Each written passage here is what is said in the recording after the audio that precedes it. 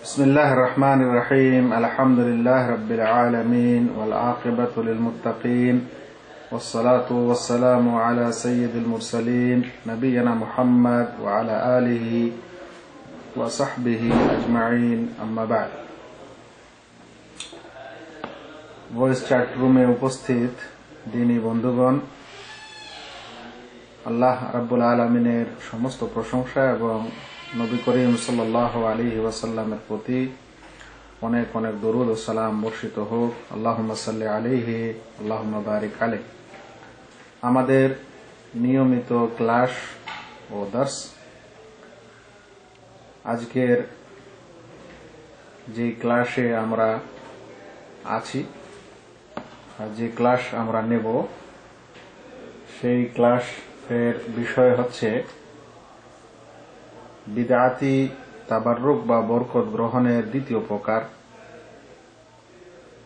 আমরা বিদআতি তাবাররুক বা বরকত গ্রহণের প্রথম প্রকার পেয়েছি, দুটি ক্লাস হয়েছে সম্পর্কে। আশা করব কেউ স্মরণ করিয়ে দিবেন যে বিদআতি বরকতের প্রথম বিদআতি বরকত লাভের প্রথম প্রকার কি। কোন ভাই আছেন, কোন ছাত্র আছেন যে অ্যানসার দিবেন, যেটা আমরা ইতিপূর্বে পড়াশোনা করেছি। বিদআতি বরকত লাভের প্রথম প্রকার কি ছিল? মনির ভাই, রাশেদুর ভাই,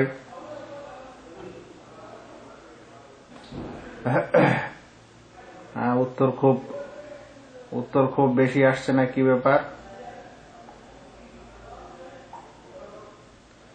রাসূল সাল্লাল্লাহু আলাইহি ওয়াসাল্লাম ছাড়া অন্য কোন সৎ লোকের নিকট থেকে বরকত লাভ করা, এটা উত্তর দিয়েছেন মনির ভাই। বিদআতি বরকতের প্রথম প্রকার, এক ভাই বিদআতি বরকতের সংজ্ঞা তুলে দিয়েছেন যে যেটাকে শরিয়া বরকত বলেনি এমন কিছু থেকে বরকত গ্রহণ, এটা হলো বিদআতি তাবাররুকের সংজ্ঞা। কিন্তু আমরা ওই বিদআতি তাবাররুকের প্রথম প্রকার পড়েছিলাম, সেটা ছিল যে নেক লোক ও সৎ লোক থেকে বরকত লাভ করা। কোন নেক লোক সৎ লোকের সত্তা থেকে, তার জাত থেকে, তার অবশিষ্ট কিছু চিহ্ন আসর আলামত থেকে বরকত গ্রহণ, বরকত নেওয়া, এটা ছিল প্রথম প্রকার বিদআতি তাবাররুকের। তবে এখানে সৎ লোক বলতে আল্লাহ রাসূল সাল্লাল্লাহু আলাইহি ওয়াসাল্লাম ব্যতিক্রম। আল্লাহ রাসূল সাল্লাল্লাহু আলাইহি ওয়াসাল্লামের জাত সত্তা এবং তার আসর চিহ্ন অবশিষ্ট অনেক কিছু থেকেই বরকত গ্রহণ প্রমাণিত। এবং এর কিছু প্রকারে আরো অন্য কিছু পড়েছিলাম। আজকে বিদআতি বরকত গ্রহণের দ্বিতীয় প্রকার পড়ব, যার শিরোনাম হচ্ছে সময় বা বলতে পারেন কাল, স্থান এবং পাত্র থেকে বরকত গ্রহণ। সময়, স্থান এবং কোনো কিছু থেকে বরকত গ্রহণ, বরকত লাভ করা বা নেওয়া, যেটা শরীয়তের দলিল দ্বারা প্রমাণিত নয়, স্বীকৃত নয়, যে সেসব স্থানে বা সেসব সময়ে বা সেসব বিষয়ে বস্তুতে বরকত আছে, এরকম প্রমাণিত নয়, তারপরেও সেগুলো থেকে বরকত গ্রহণ করা, এটা হচ্ছে বিদআতি বরকত বা তাবাররুকের দ্বিতীয় প্রকার। প্রথম প্রকার ছিল আল্লাহ রাসূল সাল্লাল্লাহু আলাইহি ওয়াসাল্লাম ছাড়া সৎ লোক থেকে বা সৎ লোকের অবশিষ্ট কিছু থেকে বরকত লাভ। আর আজকে বিদআতি বরকতের দ্বিতীয় প্রকার হচ্ছে সময়, স্থান বা পাত্র, কোন বস্তু থেকে বরকত লাভ করা, তাবাররুক গ্রহণ করা, যেটা যে সময় বা যে স্থান এবং যেসব কিছুতে বরকতের প্রমাণ নেই, এসব কিছু থেকে বরকত নেওয়া। এই বিষয়ের কিছু উদাহরণ আছে, আমরা প্রথম উদাহরণটি নিব। প্রথম উদাহরণ হচ্ছে মানে এমন স্থান থেকে বরকত নেওয়া যার কোনো প্রমাণ নেই, যেই স্থানের বরকত হওয়া বা বরকত থাকার কোনো প্রমাণ নেই, তা সত্ত্বেও বরকত নেই, তাহলে এটা বিদআতি বরকত হয়।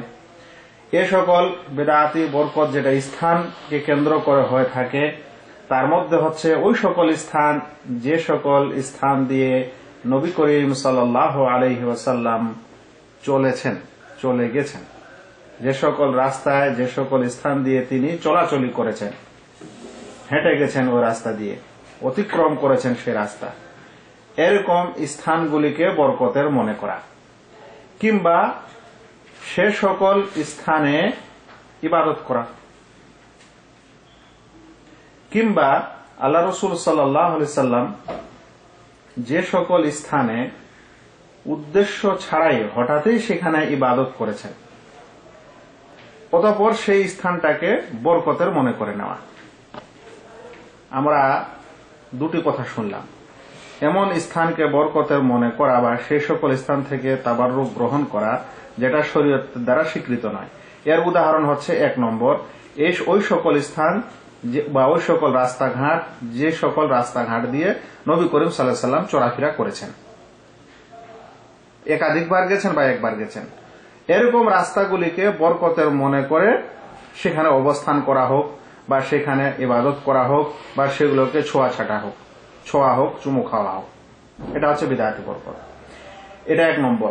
ওই স্থানের বিশ্লেষণ বলেন বা ওরই প্রকার হিসাবে, ওরই অংশ হিসাবে হচ্ছে যে ওই সকল স্থান যেখানে আল্লাহ রাসূল সাল্লাল্লাহু আলাইহি ওয়াসাল্লাম হঠাৎই কোনো সময় ইবাদত করেছেন। হঠাৎই ইবাদত করেছেন কথার অর্থ হলো যে তিনি ওই রাস্তা দিয়ে যাচ্ছিলেন, ইবাদতের সময় হয়েছে, ধরেন নামাজের সময় হয়েছে, তাই তিনি সেখানে নামাজ পড়েছেন। ওই রাস্তা দিয়ে গেছেন, যাওয়ার সময় তিনি ওযু করার প্রয়োজন হয়েছে, তাই তিনি সেখানে ওযু করেছেন। তার মানে আল্লাহ রাসূল সাল্লাল্লাহু আলাইহি ওয়াসাল্লাম সেখানে বিনা উদ্দেশ্যেই, মানে সেই স্থানটাকে উদ্দেশ্য না করেই তিনি প্রয়োজনে সময় হয়েছে বলে সেখানে তিনি ইবাদত করেছেন। এরকম স্থানগুলিকে বরকতের মনে করে সেই সকল স্থানে ইবাদত করা, যদি কেউ এরকম করে তাহলে সেটি হচ্ছে বিদআতি বরকতের অন্তর্ভুক্ত। বুঝা গেছে ভাই? কাবির নুরুল, ইটালি থেকে মনে হয়, জি। তাহলে আমরা বুঝলাম এখন আজকের বিষয়টি, যে এমন স্থান থেকে বরকত লাভ করা যে সকল স্থানে আল্লাহ রাসূল সাল্লাল্লাহু আলাইহি ওয়াসাল্লাম চলাফেরা করেছেন, এমনি মানুষ হিসাবে তাকে চলাফেরা করতে হয়েছে। আপনি আমি বসবাস করছি, আমি এখানে খাবজিতে বসবাস করছি সৌদি আরবে, আপনারা বাংলাদেশের, কেউ হয়তো ভারতের। এখন বসবাস করার সময় আপনাকে এক জায়গা থেকে আরেক জায়গায় যেতে হয়, হাট বাজারে যেতে হয়, হ্যাঁ, স্কুল কলেজে যেতে হয়, আরো কোথাও যেতে হয়।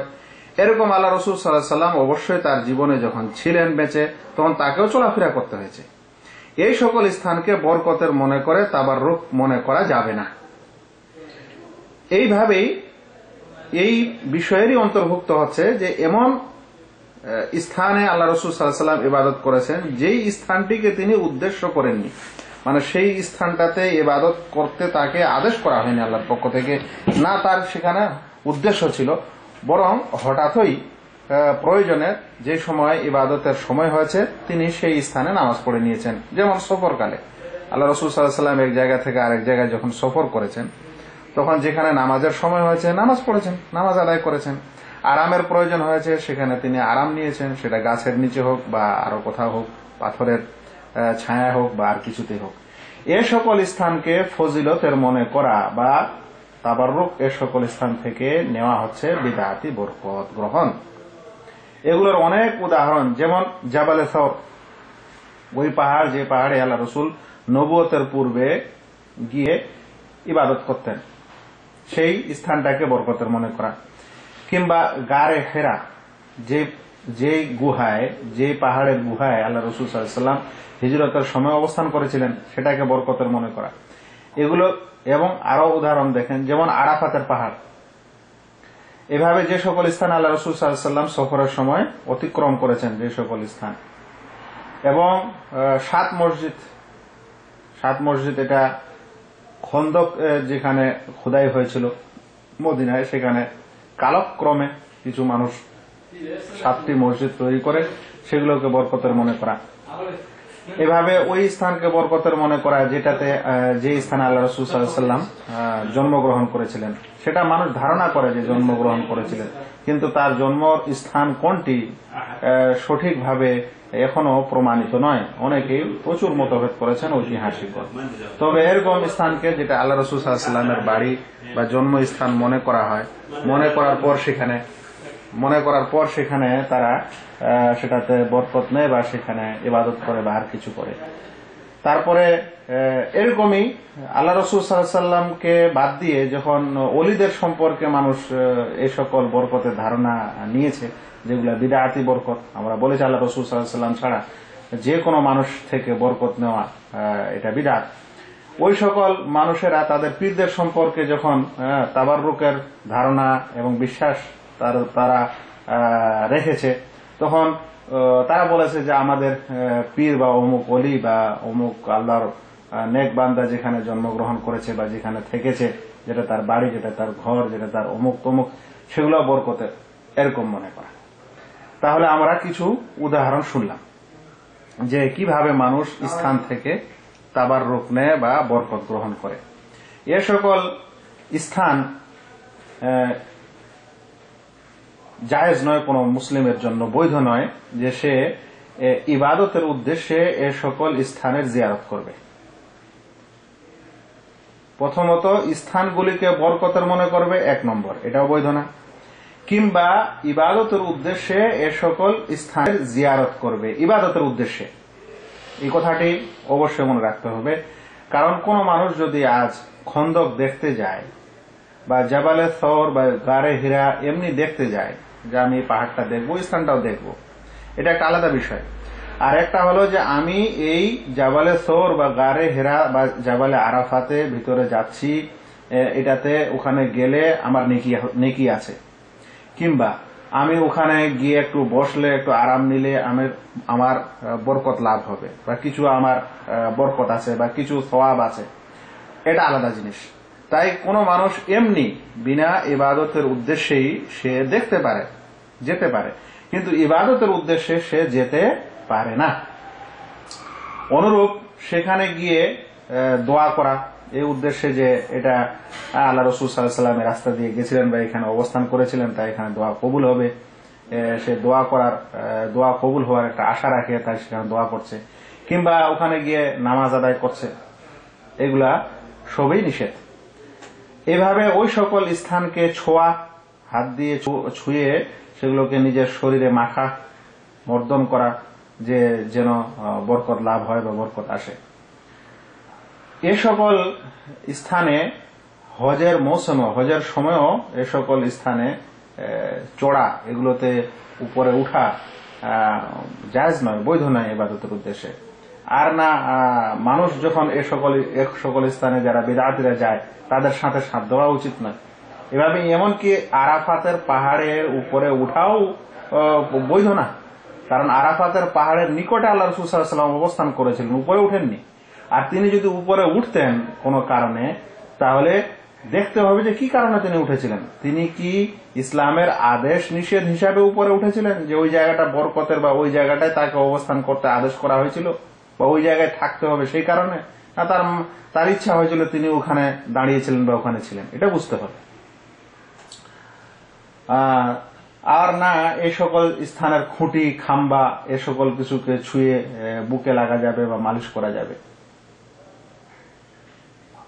এই কারণেই সাহাবায়ে কেরাম থেকে এটা প্রমাণিত নয় যে তারা কখনো এ সকল স্থানের জিয়ারত করেছেন, এ সকল স্থানে গিয়েছেন বরকতের উদ্দেশ্যে।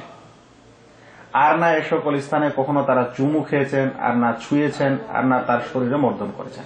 এটা সাহাবায়ে কেরাম থেকে প্রমাণিতই নয়। কথাটি হলো আজকাল যেগুলো মানুষ করছে এ সকল স্থানে মক্কা মদিনায় এসে, সেগুলো তো অবাক লাগবে, এর চাইতে অনেক কিছু। কিন্তু যে সকল স্থানের বর্ণনা হলো, এগুলোতে যে মানুষ যাচ্ছে, 2 প্রকারের মানুষ আমি দেখতে পাই, আমি নিজের চোখে যে দেখেছি। এক প্রকার হলো তিন প্রকারের। এক প্রকার হলো ফুল্লি শিয়া রাফেজিরা, শিয়া রাফেজিরা এ সকল জায়গায় ভরে থাকছে। দ্বিতীয় প্রকার হলো আমাদের উপমহাদেশের ব্রেলিরা বা পীর পূজারীরা, মাজার পূজারীরা। আর তৃতীয় প্রকার লোক দেখছি যারা অজ্ঞ মূর্খ, দেখা দেখি কাজ করে, কিছুই জানে না, কিছু জ্ঞান নেই আর যায়। এরকম তিন প্রকার লোক আমি দেখতে পেয়েছি এই সকল স্থানে। আচ্ছা, যে কথা বলছিলাম যে আমরা যে এই সকল স্থানে যাচ্ছি, আমি নিজের চোখে দেখেছি শিয়ারা কি করছে, যেখানে মানে একটু কিছু না কোনো জোর আছে, যেটা আল্লাহ রসুল সাল্লাল্লাহু আলাইহি সাল্লাম এদিক দিয়ে গেছিলেন, বা এটা তার বাসা বা বাড়ি ছিল, বা ওখানে গিয়ে 2 রাকাত নামাজ শুরু করে দিয়েছেন। ভাই, এটা কোন নামাজ হতে পারে? তাদের কাছে এই সকল নামাজের ওদের শরিয়া, ওদের শিয়া লতে কিছু আছে, শিয়া বিধানে। আর ওই দেখে দেখে আমাদের এই সকল পীর মাজারি এরা শুরু করে দিচ্ছে, আর মূর্খ মানুষেরাও করছে। বিষয়টা হলো যে আমাদের এটা বুঝতে হবে যে আল্লাহ রসুল সাল্লাল্লাহু আলাইহি সাল্লাম যখন এই রাস্তা দিয়ে গেছেন, কেন গেছেন? তাকে যেতে হয়েছিল সেই কারণে না তাকে আল্লাহর পক্ষ থেকে আদেশ হয়েছিল? ধরে নেন একটি কথা, আল্লাহ রসুল সাল্লাল্লাহু আলাইহি সাল্লাম সাফা পাহাড়ে উঠেছেন, মারওয়া পাহাড়ে উঠেছেন। এখন সাফা মারওয়া পাহাড়ে কেউ গিয়ে উঠলে কি নেকি হবে কারণ আল্লাহ রসুল উঠেছিলেন? না, এটা একটা হজের অংশ ছিল, একটা উমরার অংশ ছিল। তাই সেই অংশ হিসাবে, উমরার পার্ট হিসাবে যখন আপনি উঠবেন, তাহলে না সেখানে নেকি হবে? আচ্ছা, এটা বুঝতে হবে। দ্বিতীয় নম্বর, আল্লাহ রসুল সেখানে উঠেছিলেন বলে ওখানে কি 2 রাকাত নামাজ পড়া জায়েজ আছে?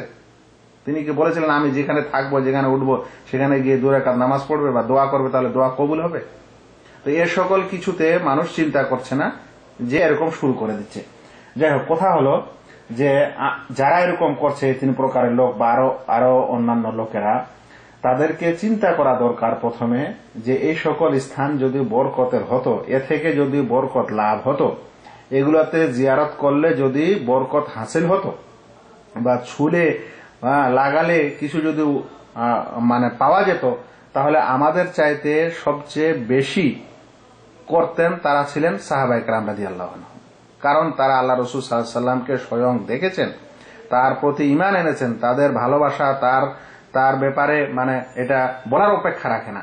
এবার আল্লাহ রাসূল সাল্লাল্লাহু আলাইহি সাল্লাম যখন মারা গেলেন, কেন তাদের এই অনুভূতি আসছে না যে আল্লাহ রাসূল আমাদের মাঝে ছিলেন, এখন নাই? যাই তো আল্লাহ রাসূল ওই পাহাড়ে গেছিলেন, ওই রাস্তা দিয়ে গেছিলেন, অমুক জায়গায় গেছিলেন, তমুক জায়গায় গেছিলেন, ওরা কেন এটা চিন্তা করছিলেন না? কিন্তু আমরা করছি, আমরা ভাবছি যে খুব ভালো কাজ করছি। সাহাবায়ে কেরাম থেকে কারো থেকে এটা প্রমাণিত নয় যে তারা এ সকল স্থানে, যে সকল পাহাড় এবং স্থানে বর্ণনা দেওয়া গেল, যে তারা এ সকল স্থানে যেতেন বরকতের আশায় বা বরকত লাভের আশায় বা আরো অন্য কোনো আশায়, আর না সেগুলোতে ইবাদত করার জন্য তারা যেতেন। ওই জন্য আমরা পড়েছিলাম যে এমন স্থান যেটা যার বরকত প্রমাণিত নয়, সেখানে বরকতের আশায়, ইবাদত কবুল হওয়ার আশায় কেউ ইবাদত করলে ওইটাও বিদআত। তো এরকম স্থানে সাহাবায়ে কেরামরা যাননি। এ সময় আমি একটু আপনাদেরকে শাইখুল ইসলাম ইবনে তাইমিয়া রাহমাতুল্লাহ আলাইহির আল ইক্তিদা বইয়ের 806 থেকে 811 পৃষ্ঠায় তিনি কিছু কথা উল্লেখ করেছেন, তার কিছু কথা শোনাতে চাই।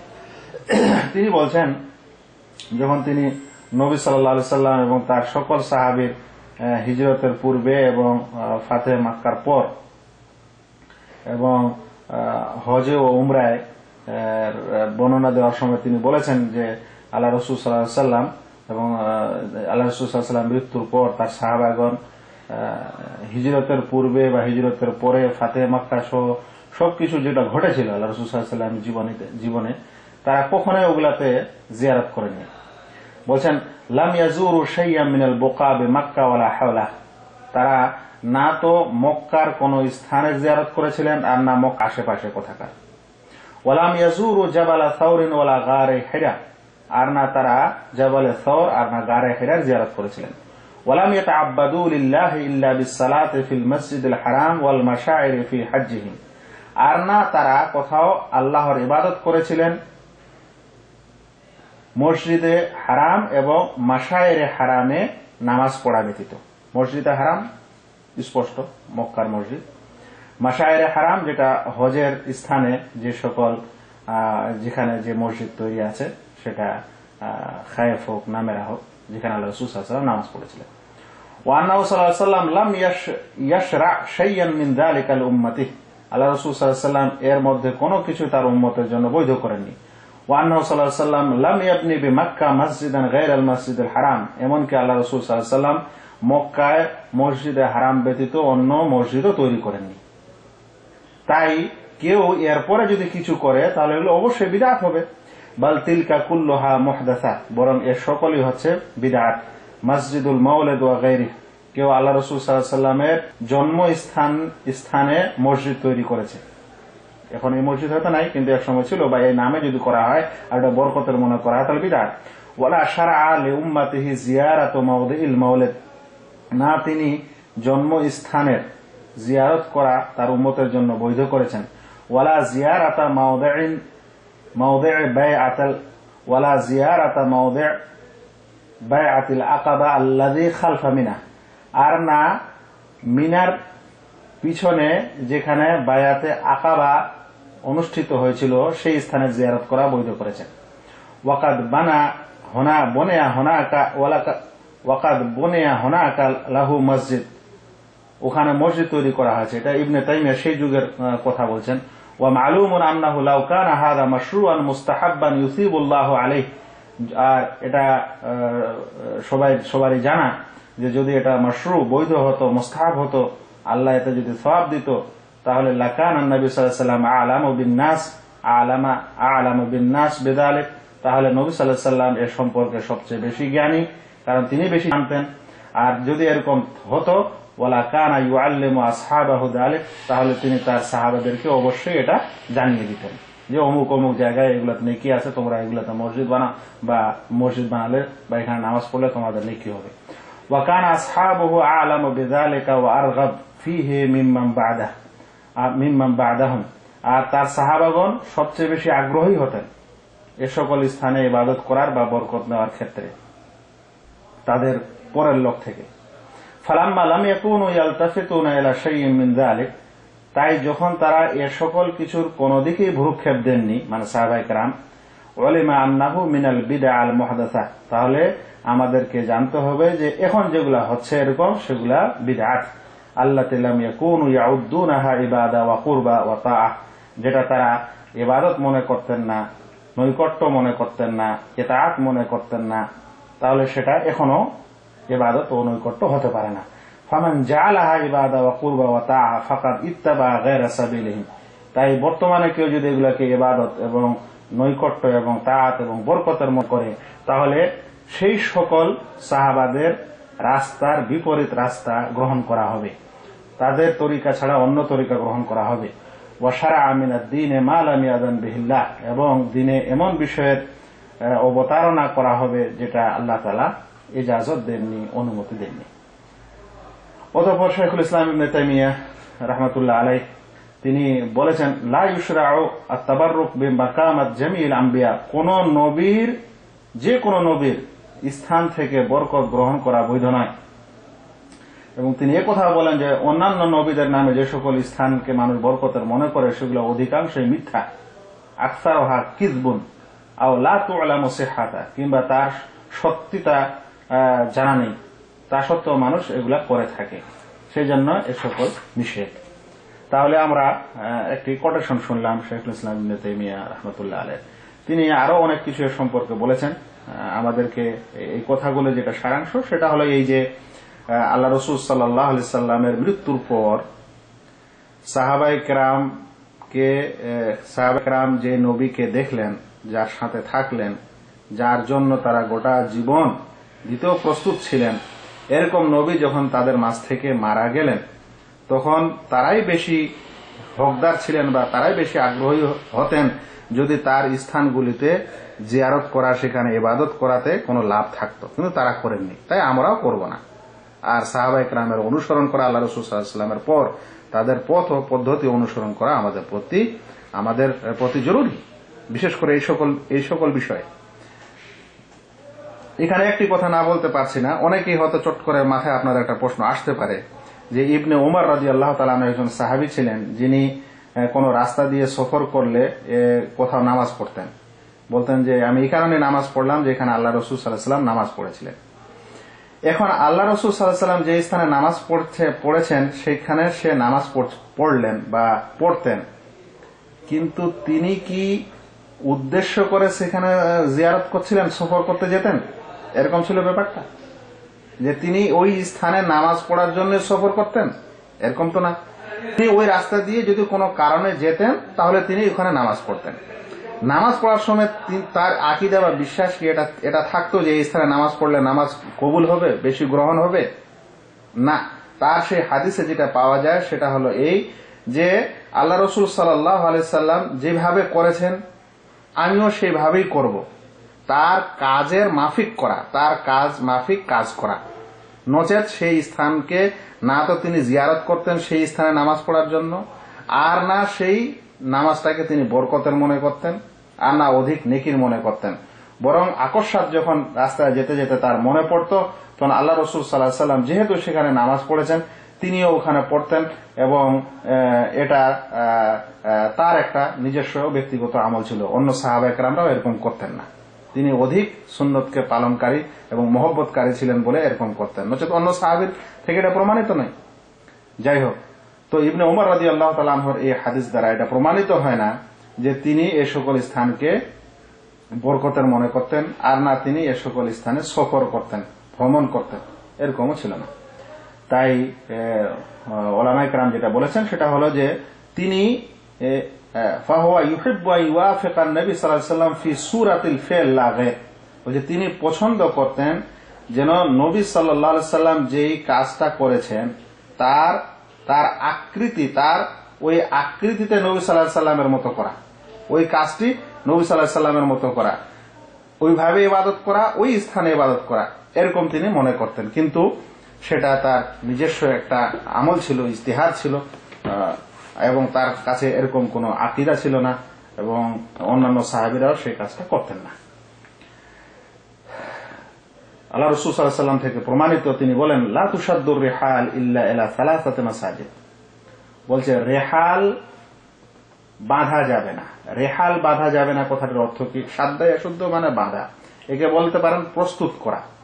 রেহাল বলা হয় বাহন, যেই বাহনে চেপে মানুষ সফর করে। আল্লাহ রাসূল সাল্লাল্লাহু আলাইহি ওয়াসাল্লামের যুগে, আগের যুগে অবশ্যই ঘোড়া, গাধা, উট এগুলোর উপর সফর হতো। তো বলছে যে এরকম রেহাল প্রস্তুত করা যাবে না ইল্লা ইলা সালাসাতি মাসাজিদ, মানে ভ্রমণের উদ্দেশ্যে, কোথাও যাওয়ার উদ্দেশ্যে বাহনকে প্রস্তুত করে নিয়ে কোথাও যেতে হবে, এরকম প্রস্তুতি নেওয়া যাবে না, এরকম প্রস্তুতি নিয়ে কোথাও সফর করা যাবে না তিনটি মসজিদ ব্যতীত। একটা হচ্ছে আমার মসজিদ, মসজিদে হাদা ওয়া মসজিদুল হারাম ওয়া মসজিদুল আকসা। আমার মসজিদ, মসজিদে হারাম অর্থাৎ মক্কা, আর মসজিদুল আকসা, মসজিদুল আকসা অর্থাৎ বাইতুল মাকদিস। হাদিসটিকে ইমাম বুখারী ও মুসলিম বর্ণনা করেছেন, এবং সহিহ বুখারীতে ফজলুস সালাহ ফি মসজিদে মক্কা ওয়াল মদিনা 1189 নম্বর হাদিসে এসেছে। সহিহ মুসলিমে হজ অধ্যায় 1397 নম্বর হাদিসে এসেছে। তাহলে এই হাদিসটি কি বোঝায়? যে মানুষ কোন মসজিদে দিকে ভ্রমণ করতে পারে না। এখন কোন মানুষকে যদি দেখেন যে তারা এই তিনটি মসজিদে আসার আগে অন্যান্য তিনটি মসজিদে ঘুরে বেড়াচ্ছে, তাহলে ওই লোকগুলোকে আর কি বলবে? আমি নিজে এরকম 2-4 জন লোককে দেখেছি, মদিনায় পেয়েছি, যারা বলছে যে ওরা নাকি প্রথমে গেছে ইরাকের বাগদাদ, মানে বড় পীরের মাজারে, ওখান থেকে গেছে ফিলিস্তিন থেকে এসছে মদিনা, তারপরে মক্কা, তারপরে আজমির হয়ে বাড়ি যাবে। তো এরা কি, মানে ইসলামকে কি বানিয়েছে, বা কোথা থেকে সকল এরা শিক্ষা এবং দীক্ষা গ্রহণ করছে? আল্লাহ রাসূল সাল্লাল্লাহু আলাইহি ওয়াসাল্লাম বলছেন যে তিনটি মসজিদ ব্যতীত অন্যান্য কোন মসজিদের দিকে প্রস্তুতি নিয়ে সফর করা যাবে না, আর তাদের কাছে হজই হয় না যতক্ষণ পর্যন্ত তাদের বাবার কবরের জিয়ারত না হয়। তো এগুলাই হচ্ছে আমাদের সমস্যা, যেখানে আমরা একটা সহিহ সৎ সুন্দর পথ বাদ দিয়ে, দলিল প্রমাণ ভিত্তিক একটা পথ বাদ দিয়ে নতুন একটা পথ আবিষ্কার করছি বা সেটাকে মানছি। উমর বিন খাত্তাব রাদিয়াল্লাহু তাআলা আনহু, তিনি দ্বিতীয় খলিফা হিসাবে তার সম্পর্কে হাদিসে এসেছে যে আমরা আলাইকুম বিসুন্নতি ওয়া সুন্নাতুল খুলাফার রাশিদিন, তোমরা আমার সুন্নতকে ধরে থাকবে এবং খোলাফায়ে রাশিদিনের সুন্নতকে ধরে থাকবে। তো তিনি দ্বিতীয় খলিফা, তার সুন্নত এবং তার কথা অন্যান্যদের মতো না। তিনি একদা কিছু মানুষকে দেখলেন যখন তিনি হজ থেকে ফিরছিলেন, ইয়ানজিলুনা ফায়ুসাল্লুনা ফি মসজিদ, যে কিছু মানুষ একটা মসজিদে নামাজ পড়ছে। অতঃপর তিনি জিজ্ঞাসা করলেন যে এটা কি, এরা কেন এখানে? তো লোকেরা বলল মসজিদুল সাল্লা ফিহি নবী সাল্লাল্লাহু আলাইহি ওয়াসাল্লাম, বলছেন এই মসজিদে আল্লাহ রাসূল নামাজ পড়েছিলেন। তখন উমর রাদিয়াল্লাহু তাআলা আনহু বলছেন, ইন্নামা হালাকা মান কানা ক্বাবলাকুম আন্নাহুম ইত্তাখাযু আসারা আনবিয়াইহিম বিআ, তোমাদের পূর্বের লোকেরা হালাক হয়ে গেছে, ধ্বংস হয়ে গেছে, যারা তাদের নবীদের অবশিষ্ট কিছুকে ইবাদত গাহ, ইবাদতের স্থান বানিয়ে নিয়েছে। মান মাররা বিশাইইন মিন হাযিহিল মাসাজিদ, যে ব্যক্তি এরকম কোন মসজিদ থেকে অতিক্রম করবে, এদিক দিয়ে যাবে, ফাহাদারাতিস সালাহ, নামাজের সময় হবে, ফালিউসাল্লি, তাহলে সে যেন নামাজ পড়ে, ওয়া ইল্লা ফালিয়ামদি, নচেত সে যেন চলে যায়। কি বলছেন উমর রাদিয়াল্লাহু তাআলা আনহু, যে পূর্বের লোকেরা হারাক হয়ে গেছে কারণ নবীদের কোনো অবশিষ্ট কিছু পেলে সেখানে তারা ইবাদতের স্থান বানিয়ে নিত। যে আমাদের নবী, মানে পূর্বের নবীদের উম্মতের কথা বলে, যে আমাদের নবী এখানে ছিল তাহলে এখানে এটা ইবাদত করি, এখানে গিয়েছিলেন তো এখানে আমরা করি, এখানে আর কিছু করেছিলেন তো এখানে কিছু করি, মানে প্রত্যেক জায়গায় একটা করে আলামত চিহ্ন শুরু করে দেয় এবং ইবাদতের স্থান বানিয়ে নেয়। তো উমর রাদিয়াল্লাহু তাআলা ওরা হালাক হয়ে গেছে, ধ্বংস হয়েছে।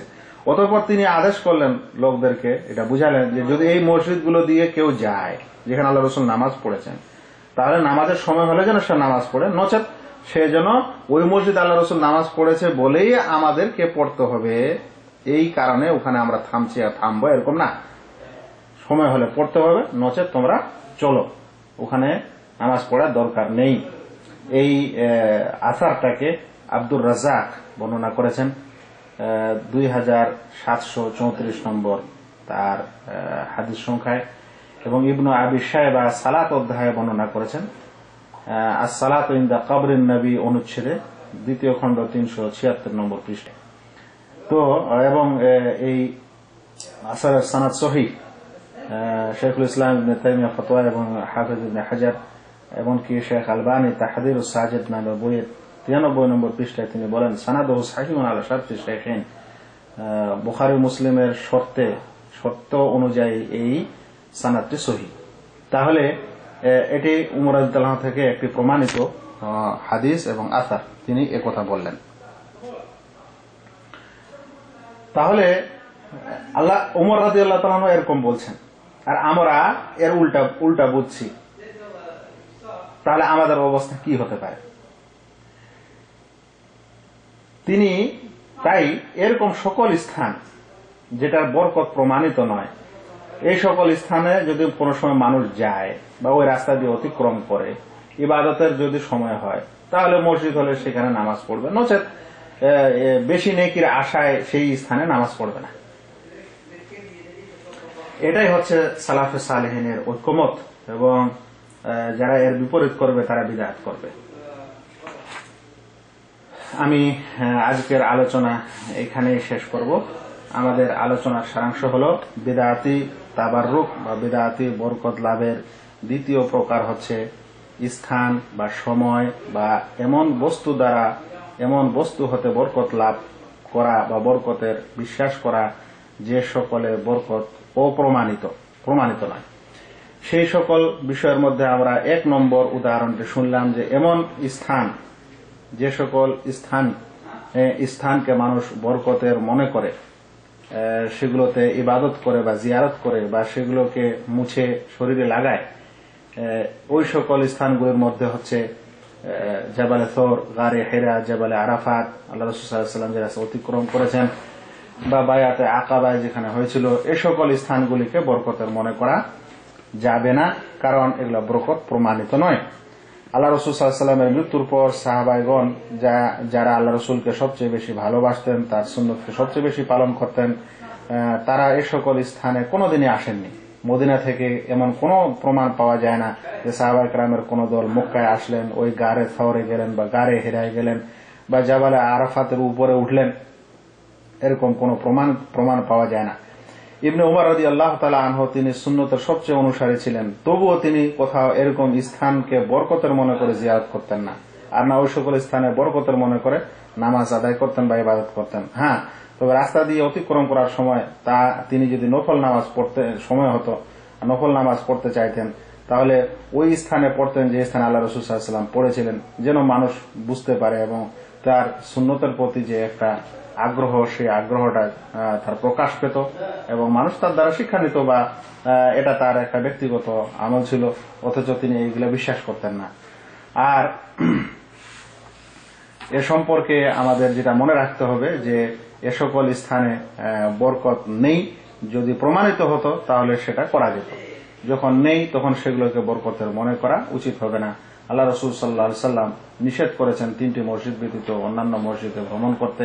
উমর রাদিয়াল্লাহু তাআলা আনহু স্পষ্ট দ্বিতীয় খলিফা, তিনি বলেছেন যে যদি কেউ এরকম স্থান দিয়ে যায় আর নামাজের সময় হয় তাহলে সে যেন নামাজ পড়ে নেয়, নচেত বরকতের আশায় করে বা আর কিছু করে যেন সেখানে নামাজ পড়ার ইচ্ছা না করে। আমাদের আলোচনা বা ক্লাস এখানে শেষ হলো। এরপরে যদি কোনো ভাইয়ের এ সম্পর্কে কোনো প্রশ্ন থাকে তাহলে করতে পারেন ইনশাআল্লাহ। এরপরে এরকমই রিলেটেড বিষয়ের আলোচনা আছে, এটা স্থানের হলো, সময়ের আছে এবং বস্তুর আছে, যেটা আগামীতে ইনশাআল্লাহ সে সম্পর্কে আলোচনা হবে। ওয়া মা আলাইনা ইল্লাল বালাগ। আসসালামু আলাইকুম ওয়া রাহমাতুল্লাহি ওয়া বারাকাতুহু।